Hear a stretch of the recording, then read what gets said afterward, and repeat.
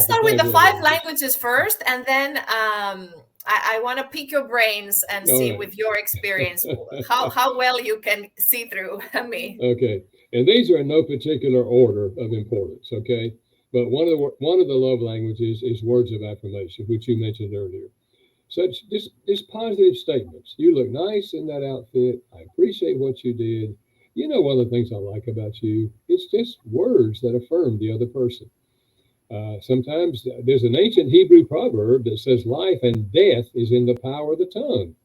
We can kill people by the way we talk to them, or we can give them life. So, words of affirmation. And then acts of service, doing something for the other person that you know they would like for you to do. That's the language the gentleman I just talked about was speaking. He was doing all these things for his wife. He was loving her. It just that Mm. wasn't her love language. And so acts of service. And then there's gifts.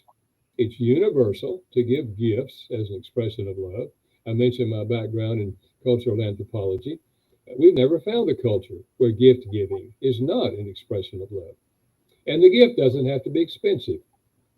We've always said it's the thought that counts.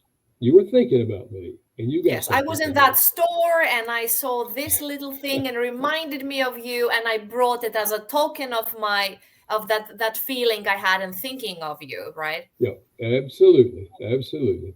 And Hmm. then there's quality time, giving the other person your undivided attention. I do not mean sitting on the couch watching television. Someone else has your attention. TV is off, computer is down, we're not answering our phone, we're giving each other our undivided attention. The lady who said, we don't ever talk, this was her language. She didn't mean they didn't discuss logistics, who's going to take the kids to school, which restaurant you want to go to. She didn't mean that. She meant we don't ever sit down and look at each other and give each other our undivided attention and talk about life together. She was begging for quality time.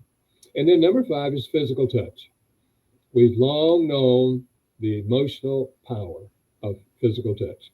That's why we pick up babies, hold them, kiss them, and cuddle them. Long before that baby understands the meaning of the word love, the baby's feeling love.